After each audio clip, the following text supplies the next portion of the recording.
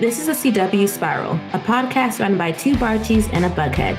We're your hosts, Sabrina Reed, Michael Patterson, and Reed Gaudens, bringing you history about the network, the latest news, and in-depth spoiler-filled discussions of some of our favorite shows on the CW. So we have a hot take pod for you today. It is going to be about the conversation surrounding how long shows should be on, why they're getting canceled, and whether there's a disconnect between shows that how long a show should be running for and how long a writer would prefer the show to be on for. But first, we do have some casting news we have to cover because there was an announcement that Lex Luthor will be in season 3 of Superman and Lois, and he'll be played by Michael Cudlitch. According to the description, it's the Lex Luthor we kind of already know. He's a visionary billionaire behind LexCorp. He's secretly part of the criminal underworld, and he's known as a brutal psychopath who terrorizes anyone he crosses path with. And his part in season 3 is him deciding that he's going to go after Superman and Lois Lane because he believes they have wronged him. I love this casting. Can I just lead with that? I know there's going to be a lot of conversation about which Lex is this? Why is there another Lex? Whatever. But I was a big fan of Michael in The Walking Dead. He is the second Walking Dead cast member to join Superman and Lois season 3 because we have Chad L. Coleman as the villain of the piece as well. So it'll be interesting to see how these Walking Dead villains play into the season. But Michael's a fantastic actor. I loved him as Abraham on The Walking Dead, and I think he is a outside the box but brilliant choice for Lex Luthor because we're going to have quite a physically imposing Lex Luthor, and Lex Luthor is usually all about the brains of the operation. So I think this is something excitingly different. I have no opinions on the Lex Luthor casting. Only I can't say I was a fan of Jon Cryer's version of the character, and that might just have to do with how he was depicted in the crossover event because I was not watching Supergirl at the time that he was doing his role. So I kind of sat him to the side. I know people did enjoy him and they wanted him to be the Lex Luthor moving forward in the Arrowverse, but technically Superman and Lois isn't in the Arrowverse. So it makes sense to have a new Lex Luthor since they are in are we calling it another Earth, an adjacent Earth? It's the one description that Papa Lane gave was like a throwaway and we never returned to it. So I still have a little bit of confusion on what they want us to believe when it comes to how Superman and Lois fits into the Arrowverse without actually being in the Arrowverse. You know, the idea of the multiverse is kind of like one of those convenient things you can use to explain away awkward conversations like that, as in why a show is set in a different universe and doesn't follow the canon of the previous shows. And of course, it's going to bring up other conversations because, why does every version of Laurel Lance look like Katie Cassidy, and yet every version of Lex Luthor doesn't look like Jon Cryer? You know what I mean? It's we know these characters can be different versions of themselves, but why are there suddenly different actors playing them, other than the fact that they're recasts or whatever? But now we have a Superman, Lois, and Lucy that look like the Supergirl versions, but the Lex Luthor doesn't. So I mean, the multiverse itself is it even a concept? Anyway, it's a very vague thing you can use to explain things like this away. But I was a fan of the Jon Cryer version, and I heard the rumors beforehand that we may be getting a new Lex Luthor, so I did have time to adjust to that. So as soon as I seen the casting, I was just thrilled about the casting. I know there's another conversation to be had there about whether it's too soon for another Lex or whatever. But I mean, you have Titans, which is set in a completely different universe, just introduced their own Lex Luthor. So this is practically the same as that. It's just with Superman and Lois's connections to the Arrowverse that aren't really connections anymore. It spawns that kind of conversation. Why do we have two Lexes? Should there be another Lex?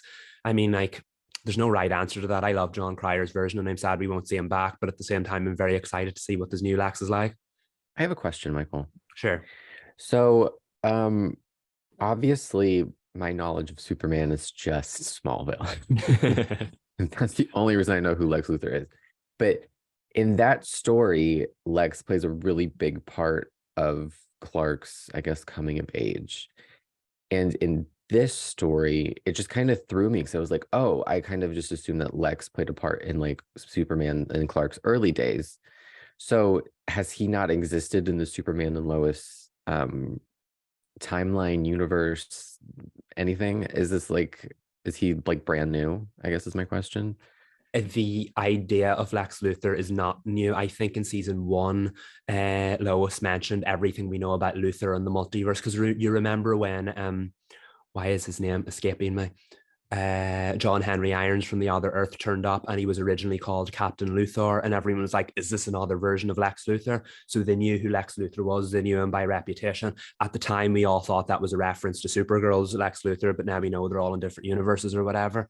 So yes, but they've never met him. Apparently not, but then again, maybe they do. Maybe they have. Maybe there's history there. He sounds like one of those villains that like they know the real story, but the public doesn't know the real story. And it sounds like Superman and Lois season 3 will probably be about bringing the villainous Lex Luthor into the light so that everyone can see what he's like. I am just very intrigued, since Superman and Lex are such notorious arch enemies.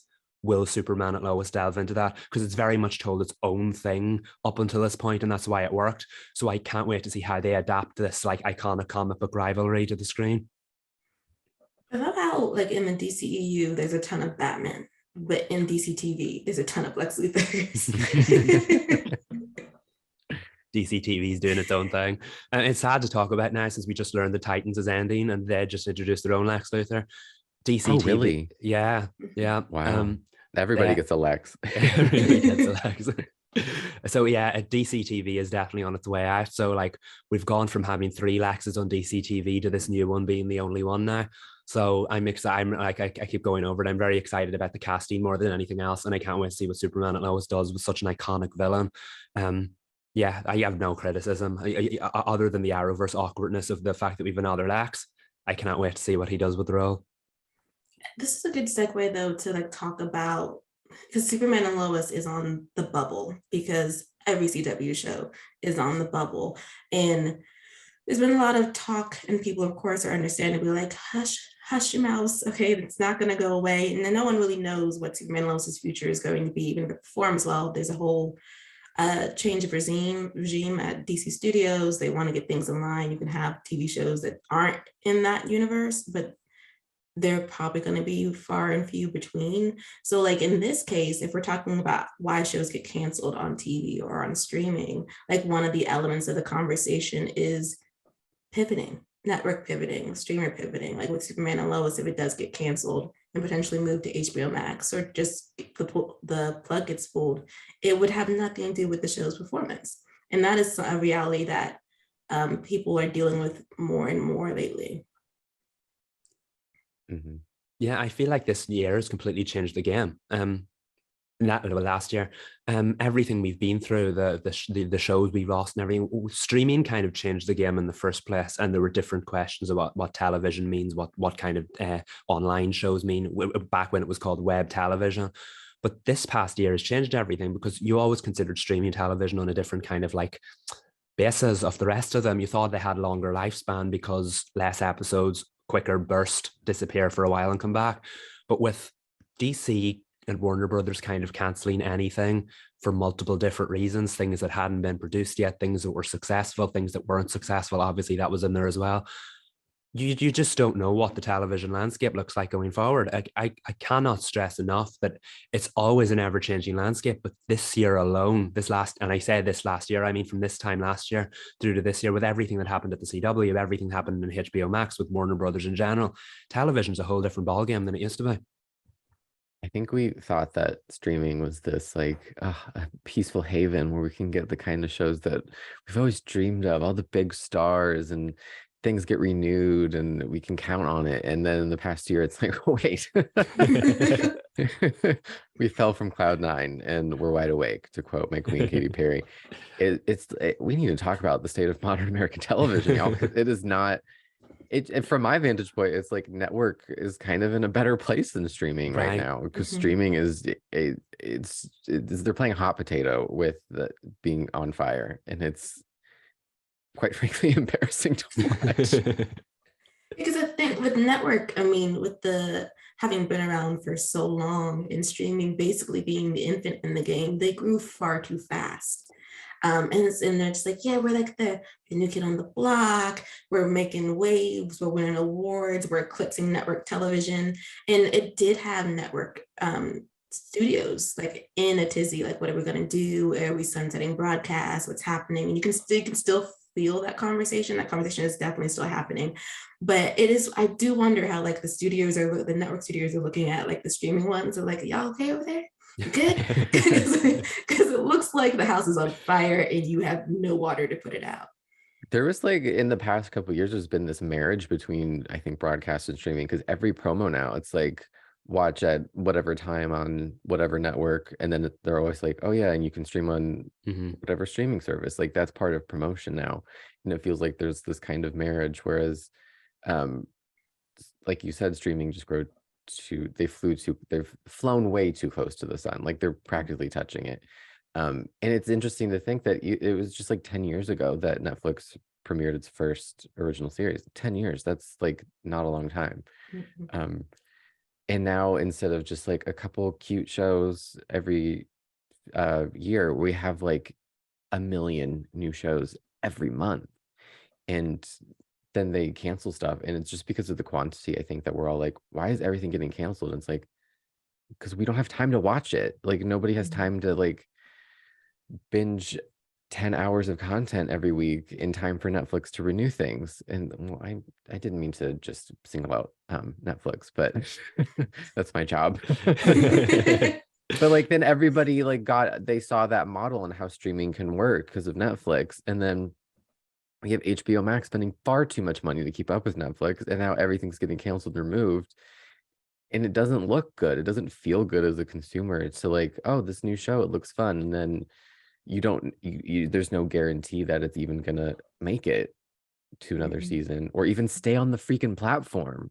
Like, what is that about? Yeah.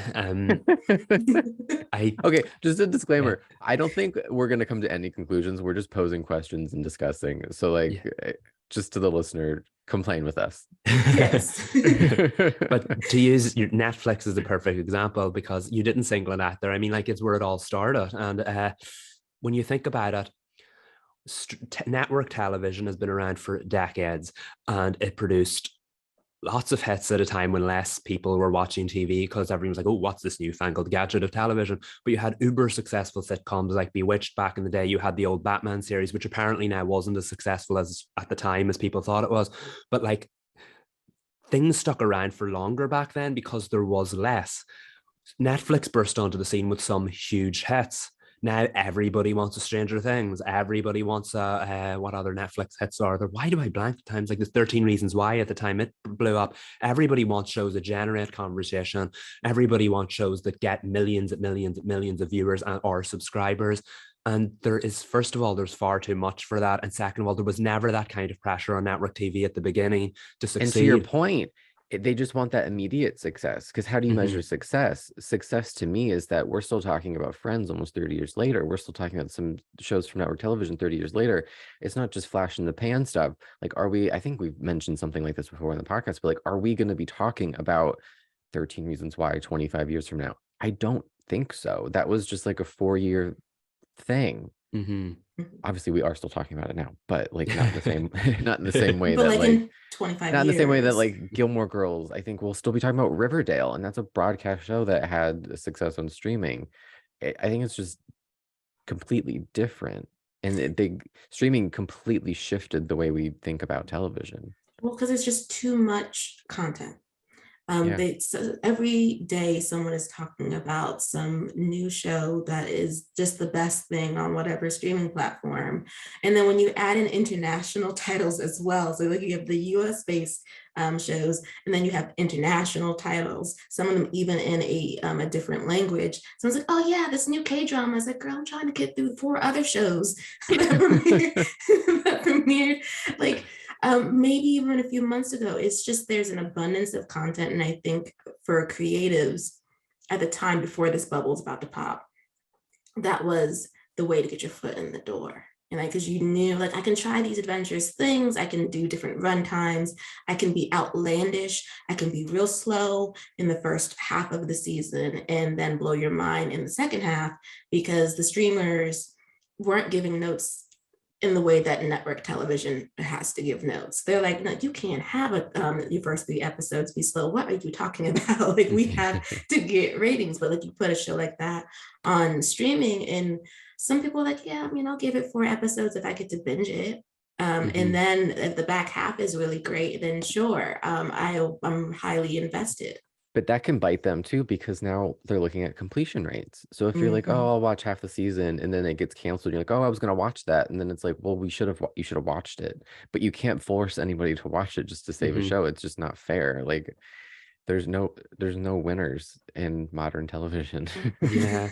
And it's looking at it, streaming kind of does apply similar techniques that network TV did, because at the end of the day, they expect you, even though the whole idea of the binge watching era is that you can watch it whenever you want, they still expect you to have watched it within a certain window of time, just the same way that network TV expects you to watch it on the night, because if those on the night viewers were not up to scratch, that show was getting cancelled, even if like its DVR bump or whatever was huge. I know that saved shows in the past, but generally the importance was on the night viewing figures. And with Netflix, it seems to be the viewing figures within that first month, regardless if it turns into a cult classic that gets so many figures throughout the rest of its existence on the streamer. So it's funny how the old way is starting to influence the new way.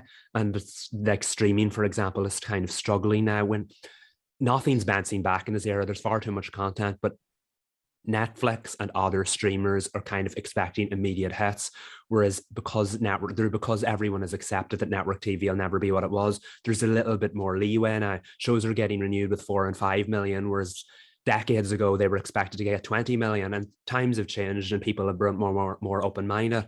But I think we're hopefully going to get to a stage where streaming services are like that as well, and not just expecting immediate hits on the night. Doesn't make sense, but within the first month or 2 months, because unless they're one of those big Marvel, Star Wars properties or Stranger Things, which are very much the exception to the rule, that's probably not going to happen.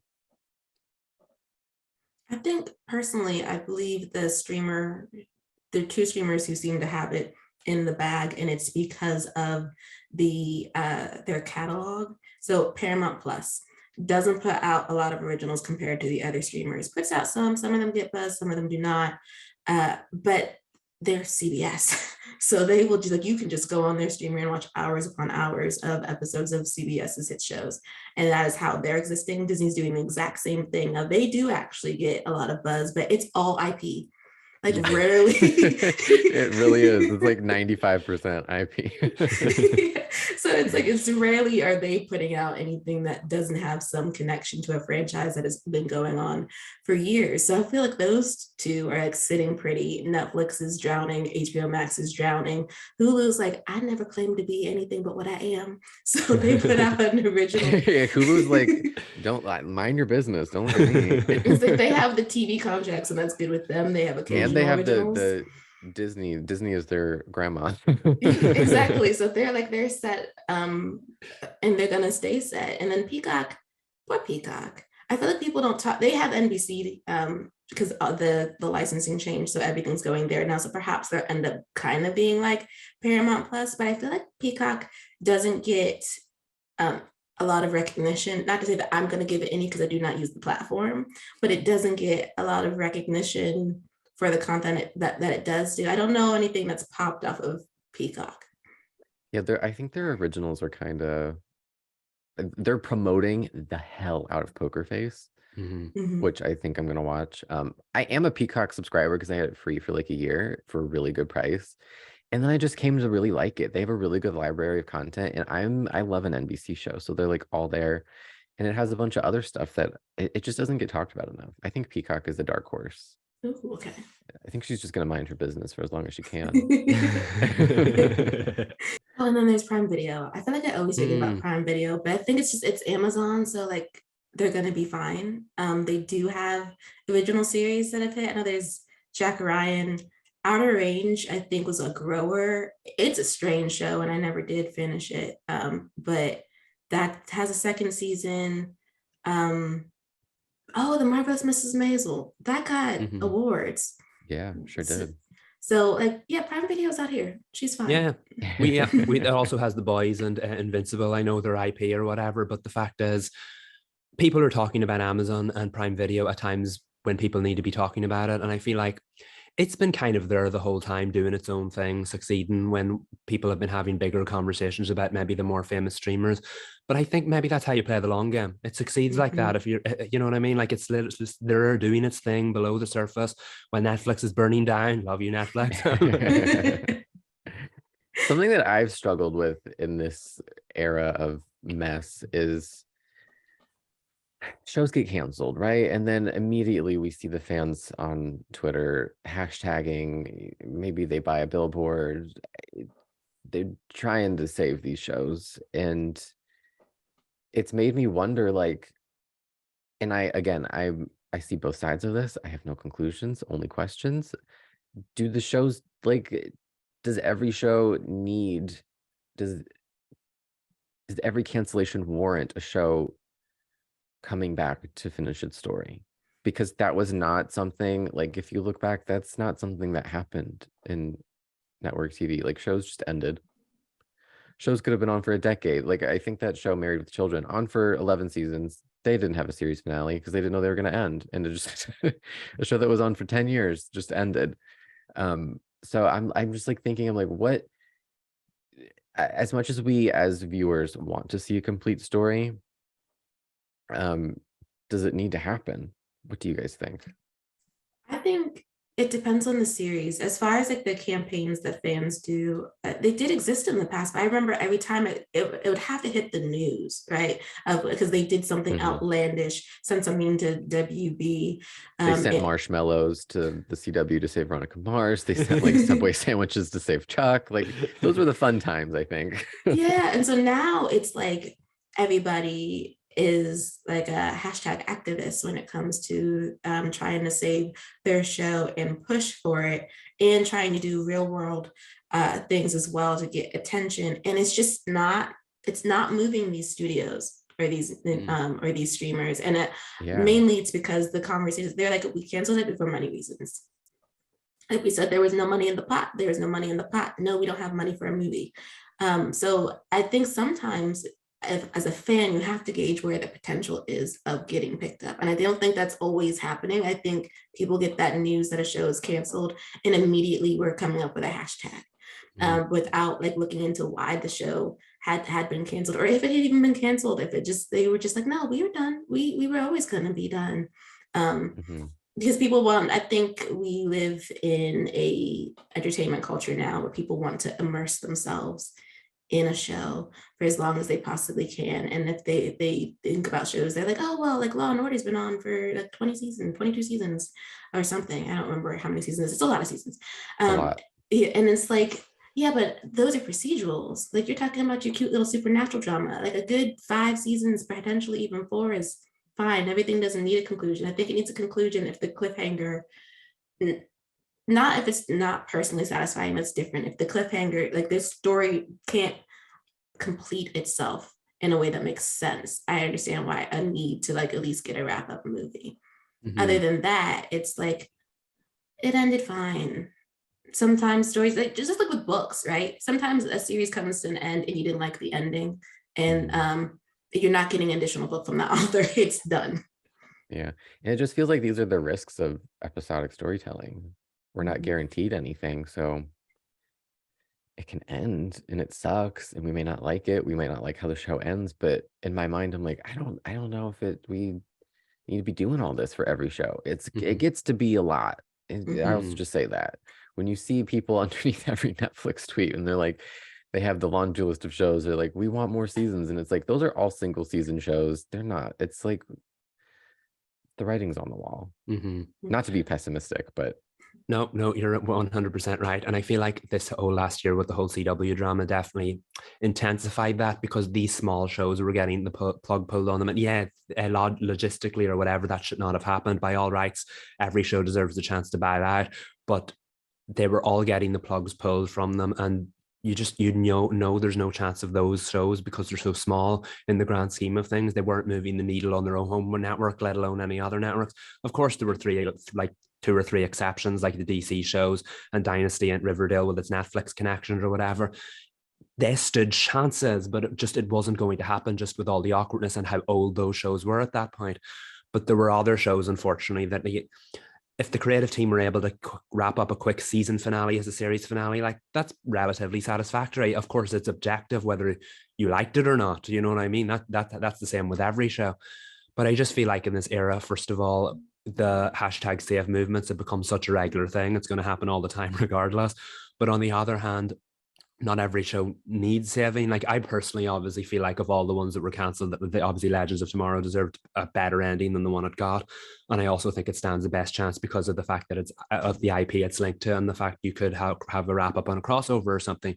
So I understand that, and I feel like that's a really logical desire to want that one to get wrapped up. But on the other hand, I do feel like, remember back in the day when shows would just run for like 9 seasons, and then you'd have a nice season ender that wasn't set up as to be the final episode or anything, but everything was wrapped up for that season, and that was that. I wouldn't be opposed to seeing a few more of them. Technically, that's what we got in Batwoman, and I'm uber satisfied with that ending. Technically, that's what Stargirl did too, although it had a bit more of a series finale flair to it. But in this day and age, I wouldn't mind seeing a few more season finales that actually work as series finales. Because yes, a cliffhanger is a serve, unless you're Legends of Tomorrow. So it just, everything's different. And it's all subjective. It's all what you want to see. And at the end of the day, this year's spotlighted that more than ever. But I feel like it's a greater conversation to be having. Again, I feel like we're not going to reach a conclusion by having that with so many questions and so little answers. I think it's also such an unfair time to create too, because you don't know if your show's you put your hard work into it and they don't air it, or it gets canceled, or they ask you, or you feel the need, like the new Gossip Girl showrunner Josh Safran, he was saying that even the first season finale, he kind of tried to wrap things up and just plant seeds. And I'm like, that's such a, like, I would have wanted like a massive cliffhanger in season 1. And not to have your storytelling sanitized, because you're like, this could be it. Like, how horrible has it gotten where 10 seasons is a series? Like, I don't know. It boggles the mind when you come of age in an era where there are 22 episode seasons, even 30 episode seasons. If you're Beverly Hills 90210, they did, I want to say, like at least 8 seasons with 32 episodes each. That's unheard of now. Just like, that's 32 episodes is a complete series these days for some shows. But it just sucks to hear that they're kind of like creating with the intention of like, well, this could be it, and they're holding back. Like, I want to see the full potential of these creative people, but it's such a horrible time to create anything that they're scared, and I get it. But as a viewer, I would be like, let it rip. I want to see what you got. I don't care if you get canceled and there's a cliffhanger. I'll deal with it in my own way. But like, it just sucks to hear these creators talking about what it's like now. Like, who's going to make deals with some of these networks and streamers mostly, in these studios, when nothing is certain, nothing is given. It's so like wishy-washy. I think it's going to be difficult. I know there's a conversation around putting language into contracts to ensure that you'll be able to complete shows, or that you'll be if you had talked about, we were going to do this amount of episodes, we actually do this amount of episodes, and they're on the platform and they release when they're supposed to, and it doesn't get shelved because they are, for tax write-offs and like pivoting reasons, we're shelving projects that should have been released in some capacity, to the point where some of them aren't even going to be showed, in that like, oh, well, you got paid. It's like, well, it's not just that, though, they're artists. So it's not just like, oh, the check cleared and it doesn't matter that my story that had worked on, that the team worked on for years, isn't actually going to air or stream or anything. But on the flip side of that, as far as the other side of the conversation in terms of the writing, I do think like, okay, you got 10 episodes and you're not sure about if you're going to get another season. Why is the first season of something so slow? I was like, is it like, where it's like, we couldn't be bold because we were scared that we wouldn't get a renewal. I was like, okay, but if you know that this is your one chance on the stage before the hook grabs you, go all out. YOLO, baby. YOLO. Yeah. Don't plant those seeds at the end. Plant the seeds in the beginning and watch them bloom, and then plant some new ones maybe. I don't know. I'm just like, it's stressful to like watch these creators like struggle and like not know what to do, because as a viewer you're like, oh, I can see where they would have like done a little bit more, but the fate is in hands way beyond their control. And even fans, like, I don't know how big of a part we play. All we can do is watch. I don't think any amount of tweets does anything, unfortunately. But even watching can't be enough, because then there's money, and it's like, well, that's not my problem. That's a you problem. Why did you order the show if you can't afford it? I don't know. I think as far as the pacing goes, that's another issue of streaming television, because all these like big cinematic shows, when they debuted, people would afford to stick around for.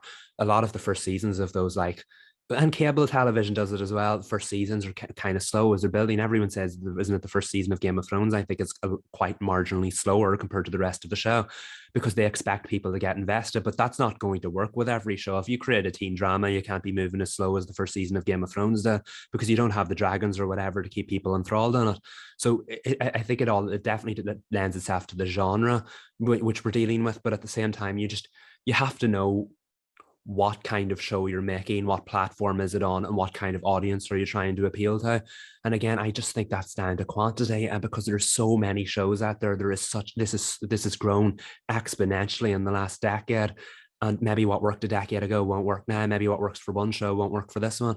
So again, it's just the landscape is so much different. And when there's such a quality of, or a quantity of everything, how do you tick all the boxes and ensure that your show will carry on? It's such a hard time. You know what I mean? You think and more is a good thing. Beyond narrative pacing, it's the pacing of the rollouts. For streaming, these shows exist for maybe 3 months if they're dropped all at once, or even then they don't last as long if they're weekly releases. It feels like they last longer, but then they're out of sight, out of mind, especially with the binge model, where it's like they release a trailer maybe a month before, and then it's a hit maybe when it's first comes out, and then once it runs its course, it's gone until it's renewed or canceled. And then even then you're waiting a year for it to premiere. Whereas like network TV, for all its faults, like we have a pattern, like they return in the fall, they end in the spring, production starts end of summer. Like we have that model where they're always in the forefront of our mind. Whereas streaming, we're waiting a year and a half, maybe 2 years for these shows without updates, without them being, we're like, what happened to this? Why is this taking so long? Like we know why it's taking long, but just to the average consumer, it doesn't make sense. And I completely understand, because it's like these shows are hits, but like for a month out of the year. Yeah. And then they're gone. And then we have to wait. And like, does anybody care by the time the show premieres a year plus later? None of it's good. None of it's good. No, because if you're talking about the ones in which it takes like a year and a half to 2 years, I'm sorry, but I don't remember what happened in the season that came before it. Like I might. And I don't have the time to rewatch. Yeah. 10 hours. And I think that's another issue with everyone expecting Stranger Things level television, because when you release something like that, of course, the world will talk about it for the 2 years, but that's exactly what happened between seasons 3 and 4. People were waiting, and the wait paid off in the end, because look how successful season 4 was. But that right there is an issue with streaming television, because they want that kind of like feedback or that kind of excitement for every show. And if you release like a lower budget kind of like soap that only gets like a small kind of buzz while it's around, people are not going to be excited 2 years later when that show finally returns. You know what I mean?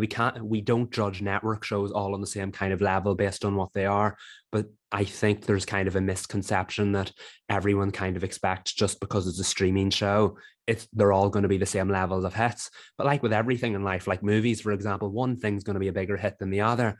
And I don't think the streaming genre lends itself nicely to middle of the road hits or lower budget hits, or like the kind of like middling shows that everybody likes but isn't as like invested in as the big scale shows.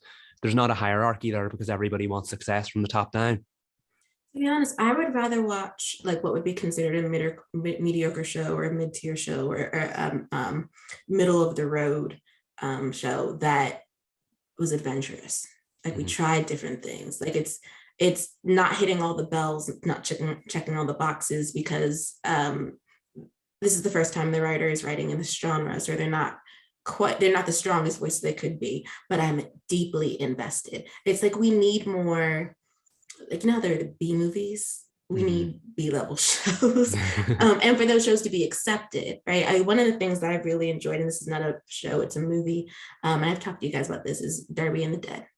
Mhm. That movie is not doing anything you haven't seen before outside of its casting. It is a mid-tier coming of age young adult drama with a supernatural twist. And I loved every single second of it. And I wish there were more movies like that. I wish there were more shows like that that got to like breathe. But people were like, oh, well, it's not giving us I'm not like screaming at the television. It's like, you don't have to scream at television for everything. Some things you could just put it on, enjoy. Is it a thing you're going to be crying about later? No, but it might be something that you keep reminding people about because it's just that good. Like, it's not like great, but it's good. And I think we need to, like, streaming needs to lower its standards, at least in terms of paying attention to the good things rather than everything having to be a Game of Thrones, a House of Dragons, a Euphoria, like, which those are all HBO, so Stranger Things then. Mm-hmm. Yeah, a lot of things work as being like part of the furniture, like the background or whatever, that they become part of your lives, even if you're not like dying to see the next episode in the way that you would with the like God level kinds of shows. But the streaming, the breakdown doesn't lend itself to that. Everybody wants a hit. Everybody wants immediate overnight success. So there is no room for mid-tier shows. There's no room for, oh, I just put that on in the background and watched it. And at the end of the day, that's why television was such a success, because people had it on in the background while they were watching it. So it's such a shame that the thing that changed television can't really figure out how to change itself to match the needs of television. And I hope it does, because streaming is an amazing thing, but it isn't. I don't think it's taking over in the way people wanted it to, because at the end of the day, you flick on TV, something's on in the background, you enjoy it, that's how you watch it. I just don't think streaming lends itself to that kind of behavior. We created this monster. We did. We all cut the cord. Here we are. We could talk about this for hours. We could. One more comment though, and then we'll move on to what we're watching. I think the Gen Zs might fix it. Because your only hope, Gen Z, make good choices. Yeah, because I don't know if they care about 22 episode seasons. Mm-hmm.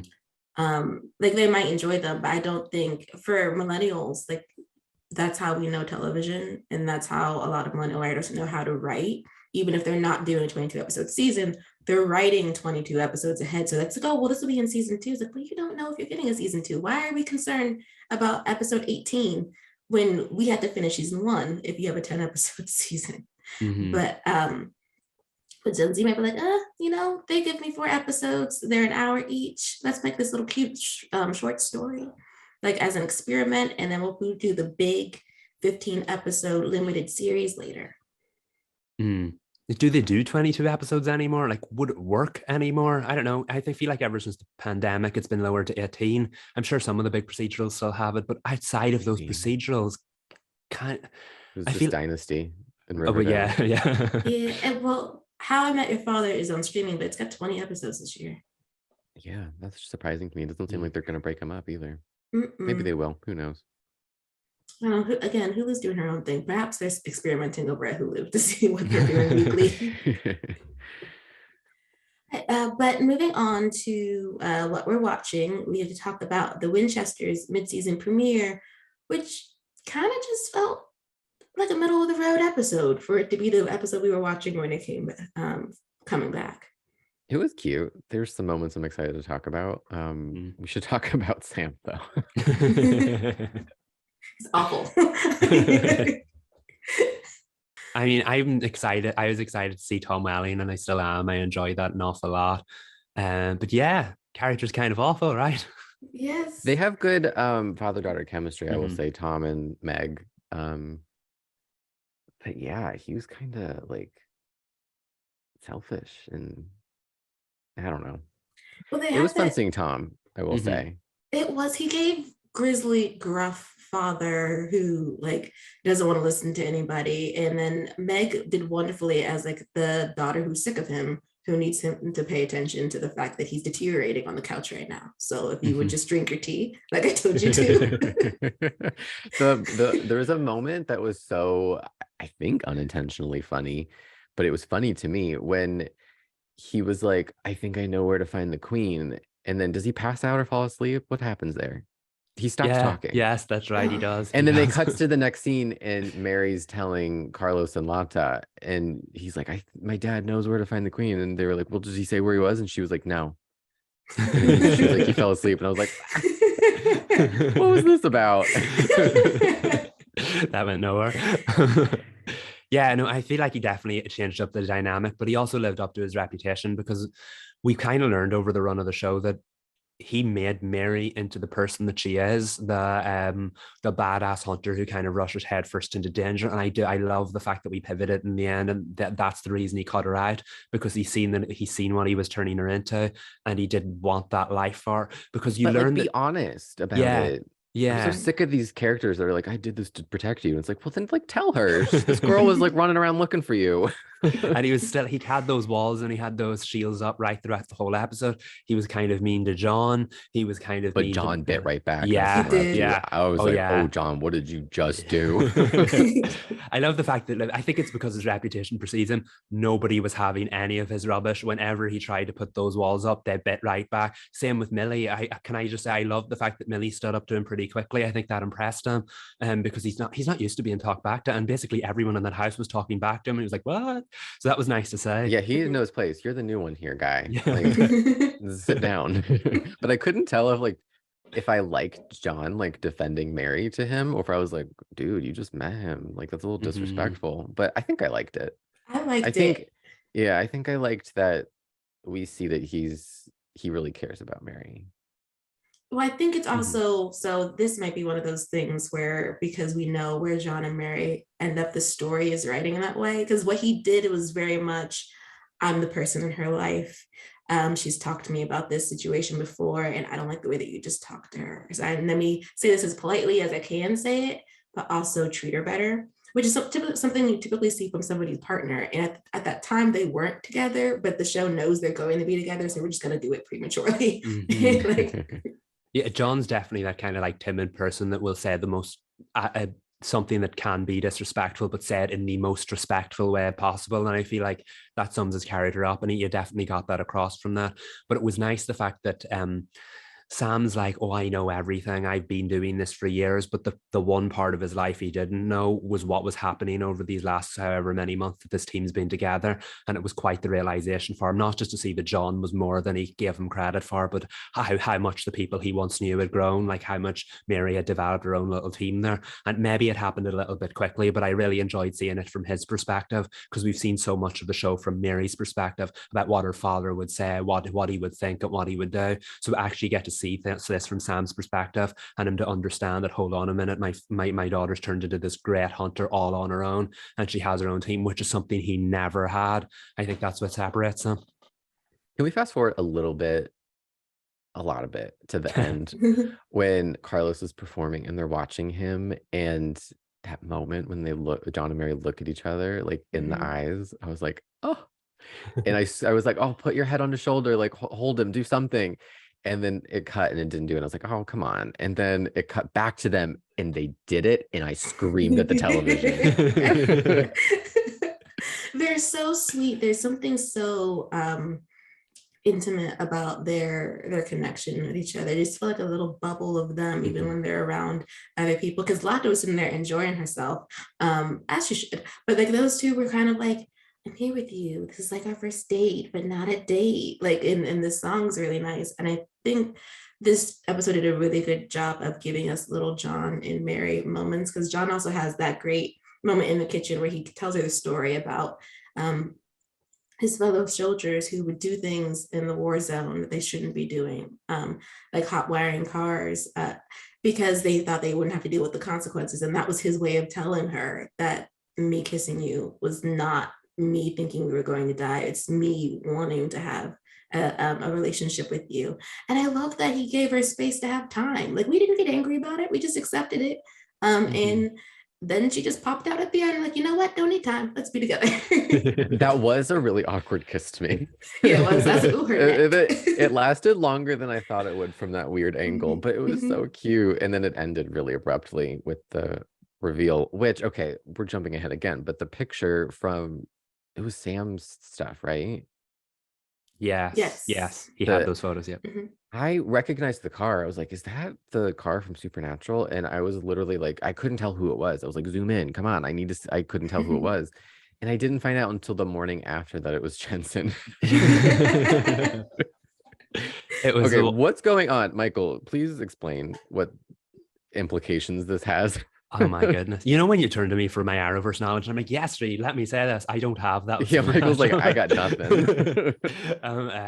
I don't know. I feel like this show's been doing the whole possible multiversal theory. But you see, I think this was one of the first times we heard Jensen's voiceover at the start in a couple of episodes, I think. So I was like, oh, we're doing that again, because CW shows usually drop the voiceover like 3 episodes in. And it's usually a good choice. Yeah, exactly. So the fact that it came back, and then I was like, okay, this has to be going somewhere. I did not anticipate that ending. I don't know what it means. Has he come from the future? Has he come from the multiverse? It's confusing. Is his ghost trying to get his parents together? I really don't know. Because they're looking at a photo of their adult son and they're like, who's this guy? It's like, I'm down for it. I think it's so fun. But it is a little confusing to me. Also, the villain, Loki, he's from the original series, right? Yes. I remember from Twitter, everyone was like freaking out, and I was like, I don't know anything about this. Tom Hiddleston, it is not. I was watching that and I was like, wait, I remember him, but I could not tell you what he got up to. But I assume Supernatural dealt with how he came out of the mirror, so it only made sense that in this episode they put him back in it, so that in the future he could come back out of it. But are we dealing with the same timeline now? Who knows anymore? It's just, I don't know.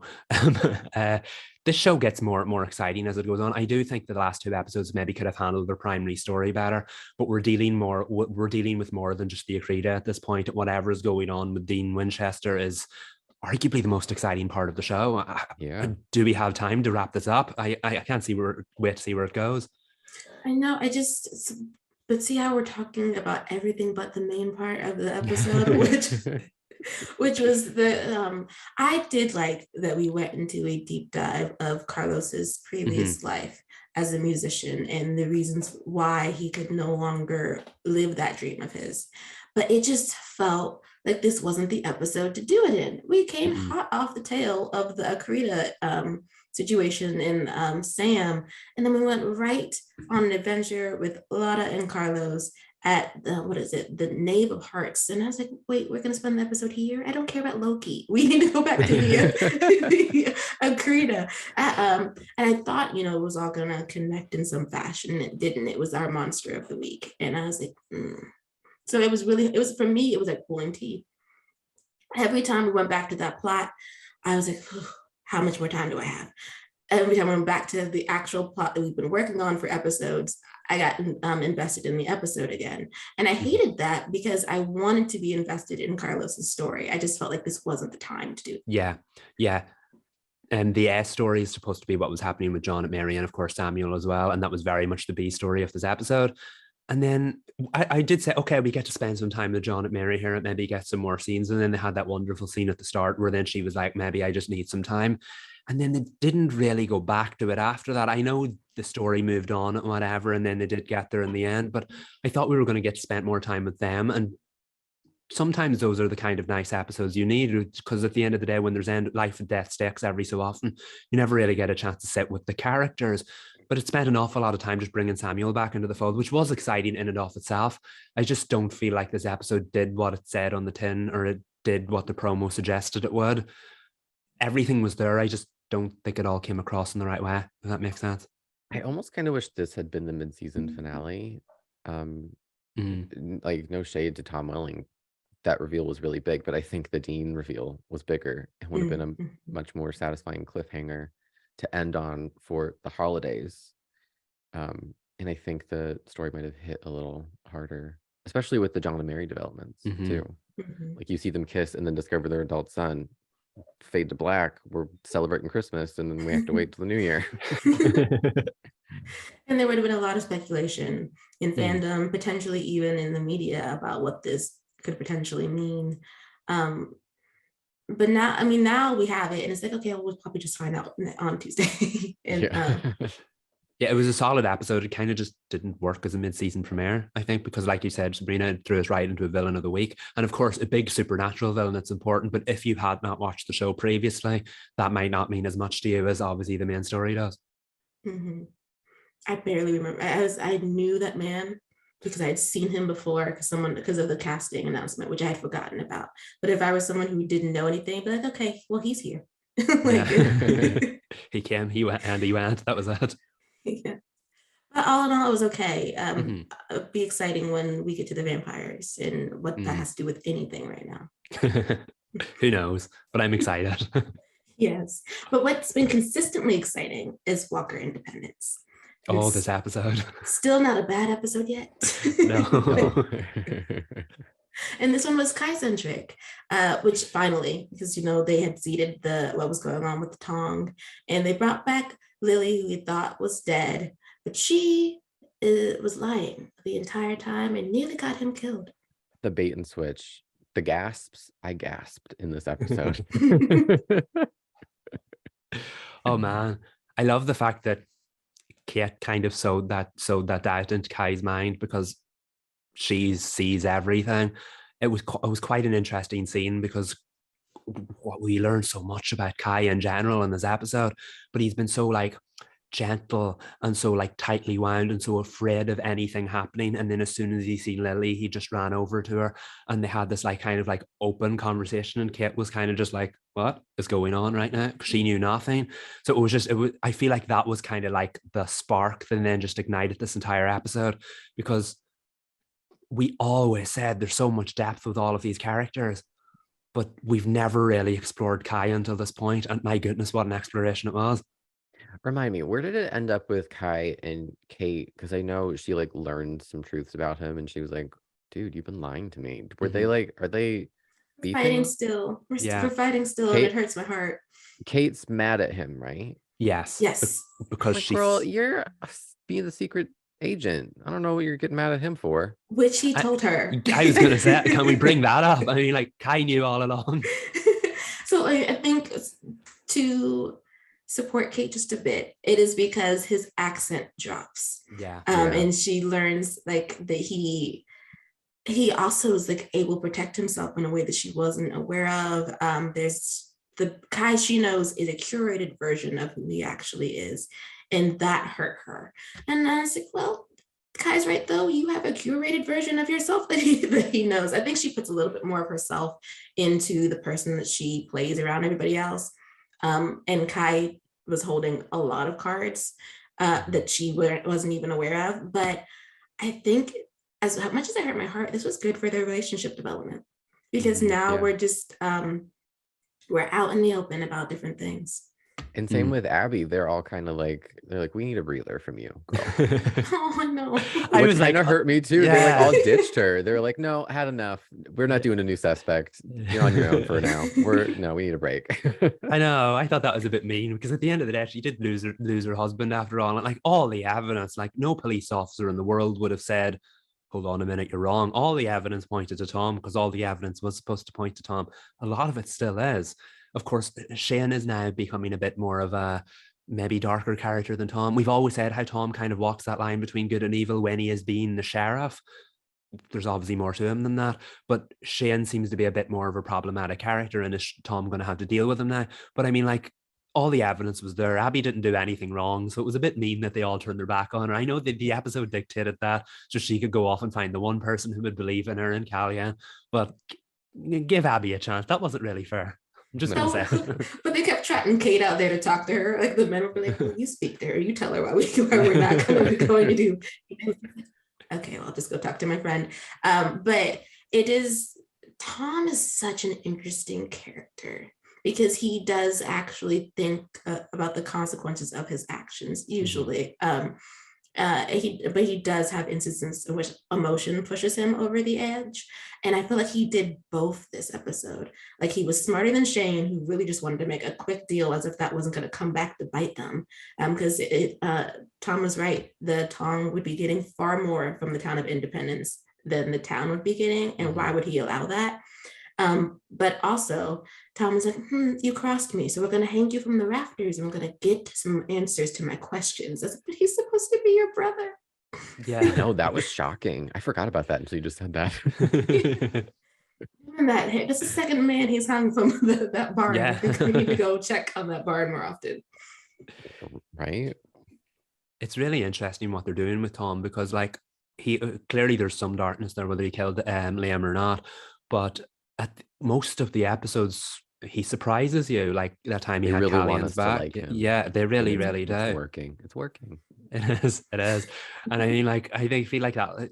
I said this might be a red herring with Shane, and it still might be, but Abby definitely let her cards show a little when she rushed into him. It was like, I think Shane killed Liam, because that's kind of a bit of thing that came out of nowhere. But Tom took it politely. He was like, we'll go solve this problem. I think I know where he's heading. Unbeknownst to Abby, he had him hanging in his barn the whole time. So I don't know where it's going to go from here. But when I first saw the Shane reveal, I was like, oh, is this just a last minute red herring? But they've done such a good job that I'd actually believe it if it wasn't now. And not many episodes left, but just a lot of mystery. And it feels like we've gotten to a point in the season where we can have actual like theories about what happened, because we have so much information now, or is everything else is just kind of those building blocks to get to this place. But now we have like so much information where we can actually like theorize what we think happened. And in my mind, I think both of the Davidson brothers did something. I don't know what they did, but I think somebody pulled that trigger, and then did Shane try to kill Tom? That was a theory that rattled around my brain. Like, maybe Shane did both of it. Yeah, maybe he killed. Maybe does Shane want to be sheriff and he killed Liam, and then he tried to kill his brother? I don't know. I love that we have theories now that we can because Shane has like a short fuse, and he's impulsive, and he also no thoughts in that brain. No, he really just wants what Tom has, without thinking about the methods in which Tom has used to get what he has.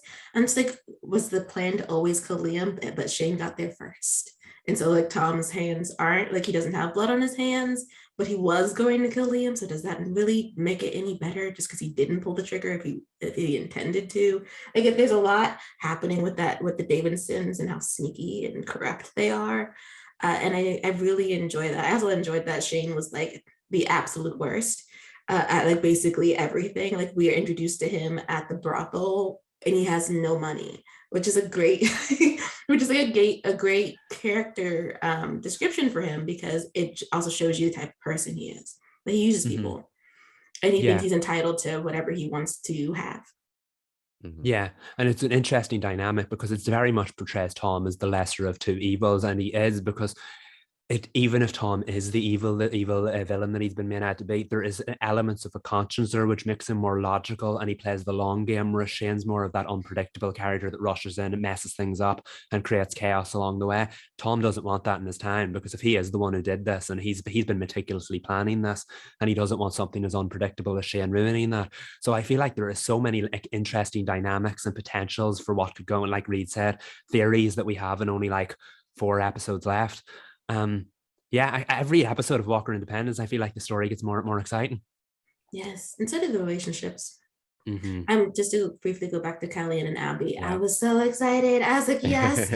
Like, if there's one person who's going to be like, I understand, it's going to be him. And they had the lovely moment at the tribe, where he was talking about his situation and she was talking about hers, because he's going to be the leader of the Apache in that area, which is very interesting. I will have to say I had to watch the scene twice because I got distracted by Kellyanne and Abby. They were standing so close and I love them so much. But it is interesting seeing like how much he's still trying to be there for everybody, even when he is grieving. Yeah, he's going through a lot, and Abby's kind of like, it's all right. I know you're going through a bunch of stuff, but I really need to vent.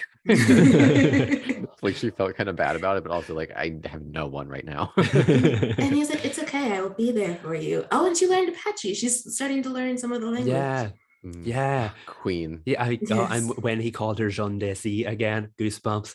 That scene, I have to say, Callian has very few scenes in the last few episodes, but each one of them are so important to whatever's happening. And I love the fact that they say that he walks between two worlds could be the thing that connects his family with, of course, Independence, and then the fact that he reconnected with Gus at the end, because that's probably been one of the most pivotal relationship in his life.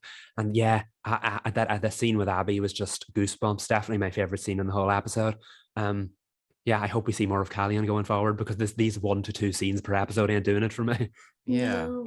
I'm so invested in every story, but the story that I always keep in the back of my mind that has like no real relevance is like who Abby's gonna end up with. Because like Same. I wanted like it's like this version of like How I Met Your great great great great great grandfather for Walker. Like I just want to like I don't watch Walker, but I want to know like how she starts her family, how she starts this dynasty of cowboys. I don't know what they do on Walker.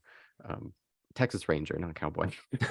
Well, I think they're rangers and law enforcement, which means like I don't want to say it would be Tom, because like in the Walkerverse, the Davidsons and the Walkers have a rivalry. But it'd be funny if like they have a rivalry, but they don't know that their lines actually connect. Yeah, but like Jared's character's name is Cordell. So how does she end up like how does the horse's name end up in her family line? I want to know. And then and his best friend's name is Hoyt. He's dead, but like his name was Hoyt as well. So it's like there's certain things that like just was not talked about. I'm rooting for Callie because I need somebody to make an edit of Walker Independence of the How I Met Your Mother opening credits, but it's How I Met Your great great great grandfather, and it's just clips of all of Abby and all of her friends. I need someone to do that for me. Oh, that'd be so great. Hopefully it happens. We're manifesting, putting it out in the universe. Yeah, somebody I want to find that on YouTube or Twitter by the end of the month. Just so for Walker Independence, one last point. I did like the action sequence with Kai and how it was filmed. The direction actually changed its style for that scene. It was like westerny, and I think kind of how martial arts movies are somewhat filmed. There's a lot of like emphasis on shadows and where they were both standing, and making sure you see the movement with the camera. And I was just like, this feels like High Noon, but it's fists instead of guns. And we're so used to seeing scenes with like fight choreography on the CW. That's kind of what it was going for at the start, and then it didn't. Like you said, it was just shot so beautifully. And the fact that I think the thing that made it probably the most like impactful was how quick it was. There was very little fight choreography involved. Kai did the job very, very quickly, and for someone like Kai, that was a shock. And I think that's why the close-up on Kate's face afterwards just said it all, because what a moment. Like, Kai is not the person she thought he was, at least that's what's going through her head. And that scene did so much to like highlight those concerns. And that the blood on the sheets is just amazing. Great shots. I'm rooting for both Kate and Charlie and Kate and Kai. I haven't picked yet. I really like them. I know. I want to see both stories happen. Mm-hmm. Yeah. Best show. Just the best show. I love it. I know. And to talk about another great show, one of the best ones that CW has ever done, Nancy Drew, which we got a comedic episode. Oh, I love this episode. Season 2, episode 10. I was watching it. I was like, what the hell are we up to? Any Buffy fans out there? It kind of reminded me of, I want to say, I think it's Band Candy is the name of the episode. It's season 3. It's like the most, it's so weird. Like everybody gets high on candy that the band sells. And I think Beer Bad is another one that's kind of like crazy and outlandish. It reminded me of those episodes. And I have to say, I enjoyed seeing a different side of Kennedy. As Nancy. Like that was so fun. Girl was just, for lack of a better word, horny. Thanks to a ghost. And Kennedy just, oh my God. I need my own podcast where I just talk about Kennedy McMahon's performances for an hour and a half, because she was just so hilarious, totally game. Oh my God. Stop me from rambling about Kennedy. The range though. Yes, she was. It was comedic, but it felt very serious. Like this is an actual problem, complete with 80s music. Like the mention of it was like a Fabio sequence. But I did love the message of the episode. Like it wasn't just like some random one-off. Like Nancy was really rattled by this reporter who was like, look at you being all modest on the internet. And Nancy was like, but I can be all the things that I want to be, and don't make me feel shame if I did want to post a bikini pic, or if I wanted to date, if I have feelings for 4 different men. Like these things should be okay, and no one should be congratulating me for not participating in living my life the way I please. I was like, yes, do this story with some laughs. I loved it. I thought it was a great message.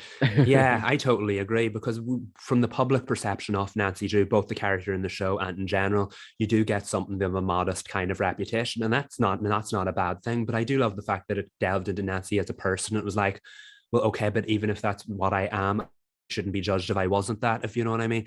And the fact that we used such a hilarious episode, you kind not forgot about it, but you moved on from it and had dealt with the moments in the episode, and then they came back to it at the end, and I was like, wow, what a lesson. Love that for you. It was brilliant. I really enjoyed that. And the best kind of episodes are ones that can make fillers feel far more important than the main story, and that succeeded for me. I didn't expect that was the direction the journalist was going to go in. I thought she was congratulating her on her front-facing social media being curated to show an image that she knows would be respected.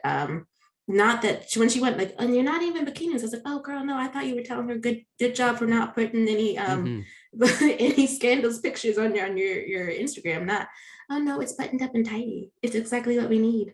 I will say though, Nancy isn't exactly repressed like at all. I think this show has always been very about her being able to express her physicality and be intimate when she wants to be intimate. So it was interesting seeing a plot where she's suddenly feeling repressed, even though she isn't. Like, I think they'll have 4 different guys, and it all to be different for her lust to grow throughout the episode, and then it be very much the way that she talks about them is different. Like what she wants from each of them is different. Like Nick is residual feelings. Ace is she's repressed those feelings.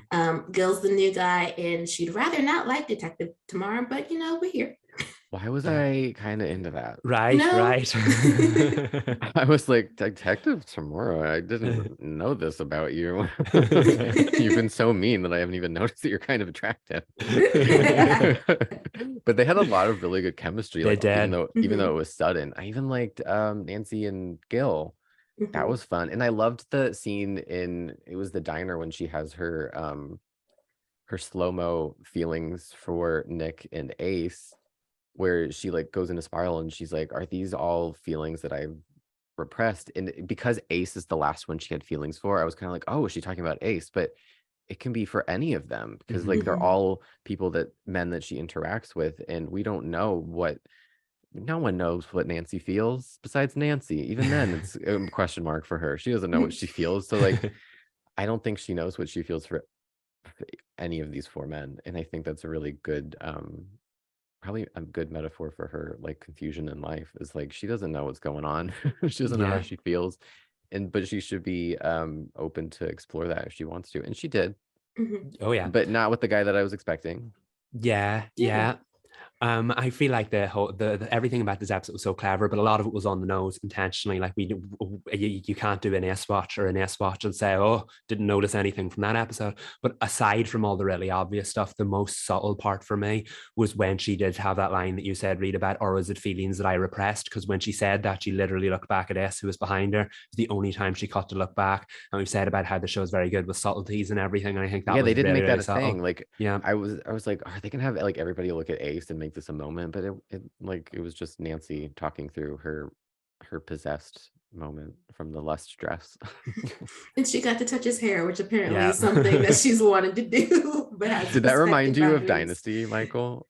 When did that? Oh, can I touch your hair? Yeah, when Fallon was obsessed with, I think it was Crystal number 2. Yeah, it she was obsessed with Crystal number 2's hair. She'd always make comments. She's like, can I touch your hair? And now Nancy has had her own moment, to the point where we had to put her in the freezer, though she has to be put in the freezer to be able to cool down.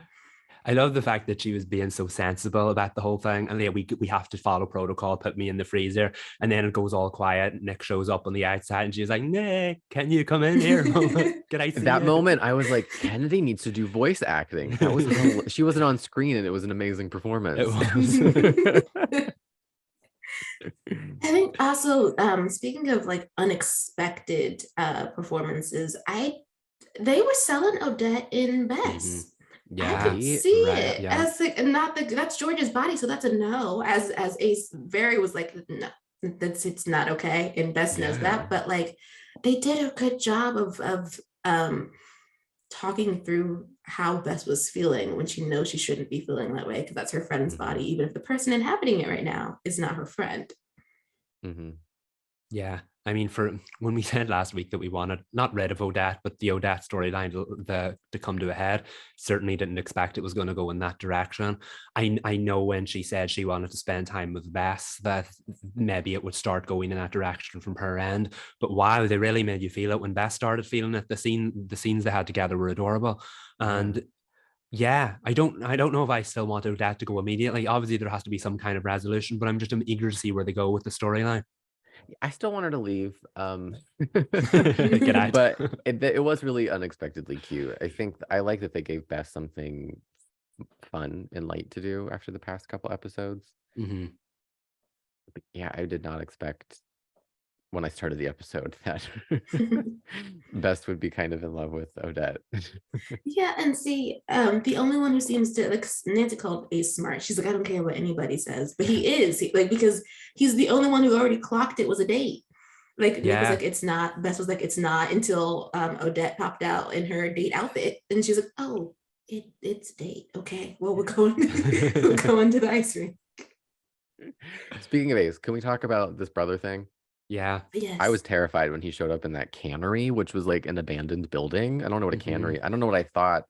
I thought a cannery was, but it wasn't that. And I was like, Ace, why did you go alone? And I didn't understand what the box was and the picture of it was. So was it was a picture of their dad, was it, to prove that he is his brother? It was just kind of like, that was very network. We're running out of time here. Let's just do a tease for the next episode. But they agreed they were going to meet up, and then he just left the box instead. And it was the picture of their father. Yeah, and so I guess this kind of proves the theory that they are brothers. But the fact they kind of explained that in the episode already, then kind of made that, okay, this is not that much of a tease. But I mean, I'm definitely intrigued to see where it goes in the next one. I want to see the brother. Yeah, I do too, especially because we had that conversation in the parking lot where, like, Ace took Bess step by step through the story, which again was really like, let's do some exposition. It wasn't really, it didn't quite land the way that I'm sure they wanted it to, but we got there. So I just like, okay, no more explanations of why he hacked into a government database to find his brother. Let's just see the brother. Or see if it's someone masquerading as the brother, and the brother actually still doesn't know who he is.